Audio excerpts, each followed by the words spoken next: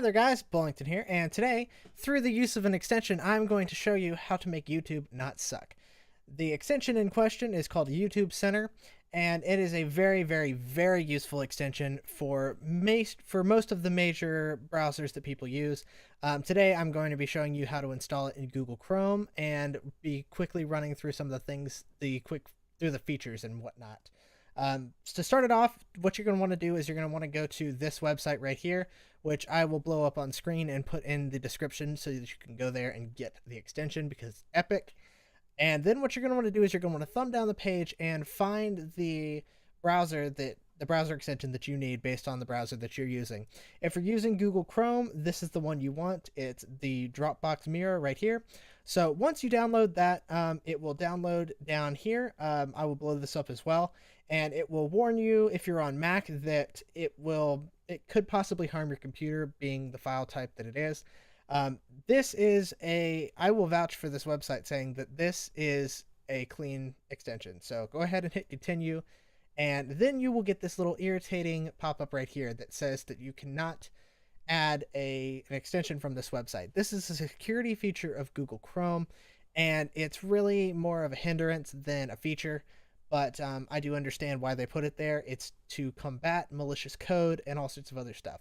So now I'm going to show you how to circumvent this so that you can actually download this incredible extension. So what you're going to want to do is you're going to want to dismiss this little pop-up.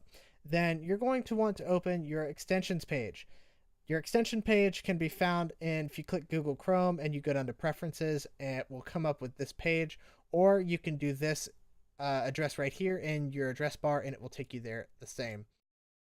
Before you install this extension, what you want to do is you want to make sure that developer mode is checked. If you do not have developer mode checked, then the extension will not install correctly and it will throw up errors and it will give you a headache. So make sure that you have developer mode selected. Now, the next thing that you're going to want to do, I will go ahead and disable this because I already have it installed. What you're going to want to do is you're going to want to navigate to your downloads folder. On Mac, you can go library, user library downloads, or you can find it in your dock if you have your downloads there. The next thing you're going to want to do is you're going to want to take this file which was downloaded, which is youtubecenter.crx. This is a Chrome extension file. Then you're going to want to take it and drag it directly onto your extensions page. Once you do that, it will come up with a dialog that says drop to install. However, I've already done that, so I don't need to do that on my machine. It will just be redundant. So once you do that, we're going to go over and we're going to look at some of the things that this incredible plugin adds. So we'll go ahead and we will disable it. Okay, so now that we have it disabled, we're going to go to our dashboard. This is the default YouTube dashboard that anybody will see when they navigate to it if they click on it in their channel box up here, or if they navigate to it on the guide on the left hand side. This is what you'll see. It's very basic. Some of the key things that you'll note is that up here on the top, the YouTube logo, the search bar, the upload button, and your channel box are not centered. There's a bunch of dead space. It's very uneven, and it's kind of terrible. Once we add this on, you're going to notice a cool little thing happen. Once we refresh the page, you'll see that this stuff has all moved into position. So it's very neat. It works very well. And this is what you'll get. So once you have that up there, it will give you access to the settings for this plugin. One of the things that you're going to be, when you get in here, the first thing you're going to open up is you're going to see the General tab. The General tab is exactly what it says. It's general settings for the way that the plugin works. And you can set some certain things in here. I'm not going to do a fully detailed description because thankfully, the developer of this extension has added a very helpful setting where if you are curious about what any of these little settings do, you can click the question mark right here and it will take you to his page and it will explain exactly what that is. I'm just going to run through quickly some of my favorite settings on here and ways to make YouTube better for myself, which in turn will make it better for you guys in a lot of ways if you do this yourself. The first thing that I'm going to look at is grid subscriptions. Now, if you've been on a YouTube user for a while, you'll notice that YouTube in the last year has gone over several revisions to the way that your subscription box works. If you're familiar with it, the subscription box now is awful. I'll go ahead and disable this, and this is what it looks like normally, or this is what it looks like after it's changed. This is the default subscriptions box. It's terrible. It's completely uncentered. You've got a bunch of wasted white space. It's terrible. So we'll go back here and we will actually re-enable the plugin. We'll go back to dashboard. We'll disable grid subscriptions, and we're going to reload this page and see what it does. Boom. It did exactly what it did with the dashboard. It's taken advantage of all the spare space that YouTube left in the page for some unknown design reason. And it's fixed that. Now, to get the grid description, the grid subscriptions back to the way they used to be, which is my personal favorite way of having them, on this page with the feed, on my 1080p screen, I only get 3 videos and the top of Dan's next video. This is a terrible waste of space. It's huge and just bulky. It's terrible. So what we're going to do is we're going to switch to grid subscriptions, reload the page. Now we've got access to 10 full videos and 5 thumbnails on the bottom, where if any good YouTuber is using thumbnails to accurately describe the video that they're posting, you'll be able to get this one. Based on this one right here, I can see that this is Ant Venom's video. It's a Minecraft video, and it's titled Vortex Into the Void. So essentially, I've got 15 videos on my subscriptions page now, which is the way I like it. I like being able to see all of my videos at once. Now, the only thing that would have been bad about this before is that when you used to have this view, you didn't used to have the watched overlay. Now, being that this is basically just a reset up of the way that the feed works, you have the overlay now. So you don't have to worry about wondering if I've watched this video or not. It works fantastically. The next thing that you're going to notice as I thumb over videos is the thumbnails are a little bit different. In the top left-hand corner of each video, you're going to see the resolution the video is uploaded in. You're also going to see a numerical display of likes and dislikes. And at the very bottom, if you can see it, there's a green and a red bar. This video from Dan is a perfect example because on the right-hand side, you can see the red, and the left-hand side, you can see the green. This is a visual representation of likes and dislikes. So if you base a lot of your viewing habits on likes and dislikes, you can take this at a glance and see whether you want to watch it. So if you thumb over the video and it's got 500 dislikes and 2 likes, probably want to skip that one. So that'll save you a little bit of time, and it's pretty nice. So the next thing that we're going to do is we're going to go back to the settings menu. There are a couple of cool little player things that you can change, and player being a video page. So we'll go down here and we'll open up one of my most recent videos, and we'll go through here. You're going to see a bunch of different changes right here in this little menu. You have a download button, which allows you to do exactly what it says. You can specify using the drop down what size, definition, and audio rate you want to download the video in. And this is not only appearing because this is my video and I'm logged in. If you have this plugin installed, it will show up on any video. So you'll be able to download any video you want. The next thing that you can do is you can set whether you want this video to repeat itself. If you're throwing a house party and you've got a 5-hour dance mix that you found on YouTube that's awesome, and you want it to just loop around over the course of the party, that's your ticket. Click that and it will loop back and forth all the way through. The next thing that I'm going to talk about is this. This is turning the light on and off. Basically what this is it's a function that allows you to direct focus to the player itself. So it's basically going to block out everything else on the screen but the player. So we'll click it and I'll show you. So as you can see here, it has replaced all of the FEF around the page, all of that other stuff away. So now we've just got the video, and you can focus on the video and you don't have to worry about anything else. If you want to get out of this, all you have to do is click back on the white space on the left-hand side and it will go away. Which, by the way, the light color and opacity is completely configurable in the settings. So if you want to change it to a different color, I chose blue because I like blue. Or if you want it to be opaque so that you can see some of this information back here, but all of that kind of stuff, you're more than welcome to do that. So I will mention those in the settings when we get there. The next thing that you can do is you can resize the player to a huge amount of customization here. You can change the pretty much whatever size you want. So if I change it to 720p, it will change to the actual resolution 720p and fill up the entire screen. So you can play around with these some of yourself, because some people have bigger screens than others.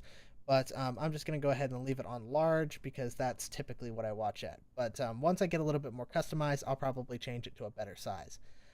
Which in the settings for this plugin, all of these sizes are completely configurable. You can change the name, the size, a whole bunch of other stuff, but I'll get to that in a second.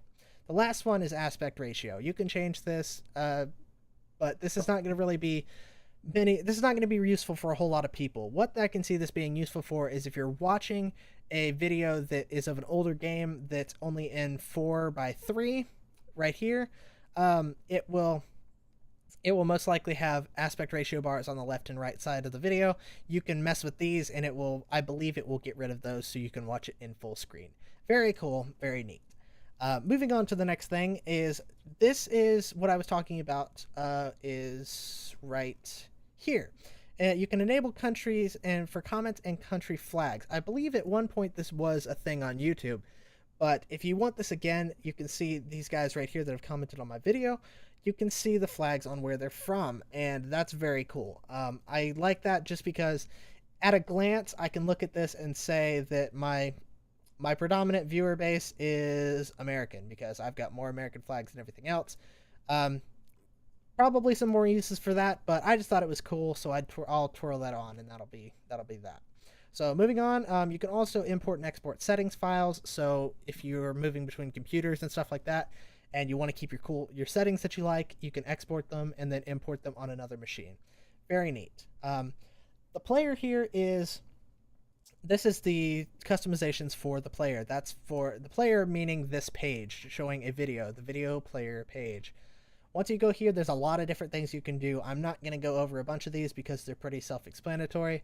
The remove end screen is just what it sounds. It's at the end of a video. It comes up with a grid of related videos. You can disable that. Guide mode, you can change the way the guide is displayed. You can do a whole bunch of other things. You can change, this is the dark and light player theme. You can do that. You can change the color of the player here, and you can do all sorts of other stuff. You can actually force disable annotations. If you hate annotations and you don't ever want to see another one, you can click this and they'll disappear forever. But I only typically do that if I'm watching something from Machinima, because they put annotations freaking everywhere and it totally detracts from the video. So that's my preference there. This is where you can actually change the automatic resolution that YouTube defaults to. You can actually change this on YouTube itself, but having it here is pretty nice because this plugin essentially removes the settings from the YouTube. Very cool. This is, you can customize what shows as far as branding goes on videos. Pretty self-explanatory. These are also pretty self-explanatory. One of the cool features is that you can set what default volume levels videos play at. And you can do that with this menu right here. By toggling this on, you can set what kind of volume levels you want for videos. Say you want all of the videos to default to 50%, so it doesn't blow your ears out. You can set this here, and now any video you load from now on will default into 50% video, or 50% volume for that video. You can also, if you're at work, hint hint, you can also set everything as mute, so you can enjoy watching things that you probably shouldn't be watching at work without having it alert your entire office as to what you're doing. The next little thing on here is the light settings, which is what I was talking about. If you click this, you can change the color of the light background, and you can also change the opacity, so that's very cool. So if I'll show you opacity really quick. So we'll set it to 70% opacity. We will go ahead and reload the page, and then if we turn the light on, you can see that there's now opacity down here. Very neat. That's kind of useful. So if you like that, that's how you change the settings for it. There you go. The next few settings are basically actually there's something that I missed. This right here is the main problem that I have with YouTube. And this stands for Dynamic Adaptive Streaming over HTTP. And if you're having problems with YouTube videos only loading a few seconds into the future when you pause them, where, like me, whenever I pause a YouTube video, I pause it so that it will load in the background. I don't want it to sit there and let me press play again without loading anything. By disabling dash playback, because it's on by default, if you disable this, you can now load videos in the background to completion like you used to be able to do. Um, Dash is basically in place for people that have varying. It pretty much calculates what the streaming should be based on your internet connection. But if you're like me and you have a really good internet connection, or you have a good wired internet connection, go ahead and uncheck this, because it will pretty much eliminate most of your problems that you have with videos loading, buffering, and all that good stuff. So I wanted to make sure that I talked about this, because dash playback is the biggie here. This will be a game changer for most people watching this video and using this extension. So there you go. The next few tabs are basically the same basic settings that you have for player. You have the different themes, colors. You can change dash playback. But one thing to note, that I believe since YouTube has moved to the one channel layout, I believe that the channel settings here are null, because there's no really embedded video player on channels anymore. It's still technically there, but it's not taking center stage like it used to with the old layout. So I could be wrong. If you watch a lot of videos on people's channels, feel free to change these settings and see how they work for you. The next one is basically the same thing. It's all of the dash playback, the colors, auto resolution, volume control for embedded videos on other websites. So if you read a blog that embeds a lot of YouTube videos, you can change these settings and it will default to these. I have them set to lower definition, because if it's on another video website, I will usually click it and watch it for 5 seconds to see if it's something worth I want to watch. If it's worth watching, I will flip it up to 720 on the page. So that's pretty self-explanatory there. Moving on, these are all the settings that you have for the thumbnails, what we were talking about in here.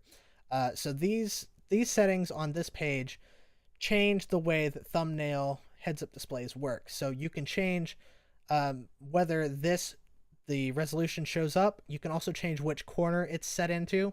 You can change whether you want the numerical likes and dislikes. You can change whether you want the visual likes and dislikes. And you can also change how the different heads-up display elements react when you mouse over them. So if you want the quality to stay on there all the time, you can change this one right here to always visible. And when you mouse over things, they will actually, I have to reload the page to make them take effect. Now when you mouse over things, the resolution will stay there. So you can sit here and you can do all of this. That's pretty much how that works, and they're all pretty much the same setting for all of the other ones. So you can change pretty much the position, the visibility behavior, and whether you even want them. So if you don't want the quality on there, if you don't want the rating bar, you can just toggle them off. So that works pretty much the same way. You can change the watch later button, which I never use, time code, all that stuff. It's right here. You can change it to your preference.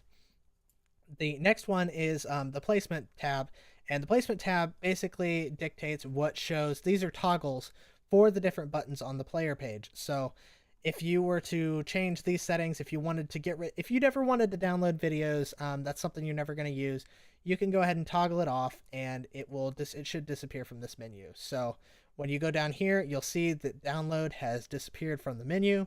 Very simple. That's the way that works. Those are pretty self-explanatory. If you're changing your player sizes and you want the customization, this is the menu you go to. You go to Resize, and it will tell you, you can specify the behavior of the large and small buttons. So that's the small player and the large player. You can change their behaviors in this menu. So you can set the large resize button to be whatever size you want. You can change the small resize button to be whatever you want.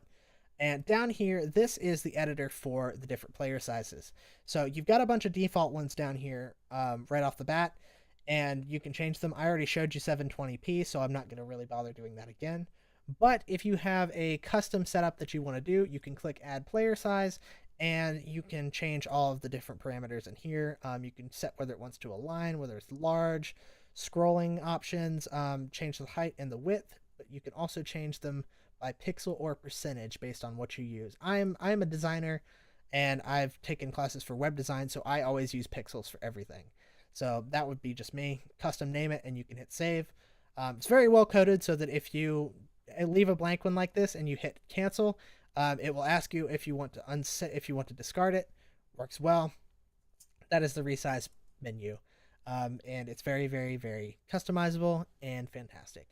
The next page that we have is the download menu, and the download menu basically is, well, it's settings for downloading. You can change which MP3 services you use. So if you're doing a lot of MP3 downloading and you have a specific service that you like to use for encoding, you can use the different sites. You can toggle them down here, and it will allow you to use them. The other things you can do is you can change the format that you download in, the quality that you download in, and if you have 3D options, you can download in 3D. You can also change what the default title of the file is when it's downloaded.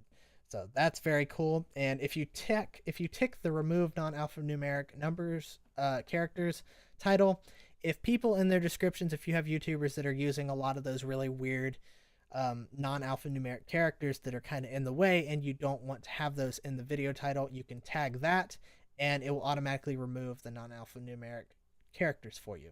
Kind of useful, but there you go. Those are all the download settings. The next one is the repeat settings, and this is a very simple menu. It just asks you whether you want to show the icon or if you want it to auto-activate. I've ticked off auto-activate because I don't really want everything to repeat, but if you want every video to repeat, you can hit that and it will work. The next three are information specifically to the extension itself. You have update, which allows you to change whether you want it to auto-update, when you want it to check, and you can also manually check for updates here, and it will come up with a dialog and allow you to install them. Very, very user-friendly, and it's pretty nice. So there you go. The next one is a debug menu, so that if you have any problems with the extension itself, you can actually hit send a pastebin, and it will open up this debug information in a pastebin file that you can then send to the developer to help him work out the problems for the extension. Very useful, and I commend him for putting that in because it's probably saved him a huge amount of time. So this is the about page. This is the man himself, and I believe it's Jeppe Rune Mortensen. Genius for making this. It's been around for years, so if you haven't seen it before, get to using this plugin because it's fantastic and it completely gets rid of the downsides that YouTube seems to keep just putting into their product. It's just awful. And if you're a YouTuber like me that actually posts regular content, you know how horrible it is. So I can't recommend this plugin enough. But that's pretty much an end for the video on going over the entire plugin and what it does. Very, very useful plugin. Links are all in the descriptions to download this. And I hope you guys enjoyed. Until next time, this is Bowlington, signing off.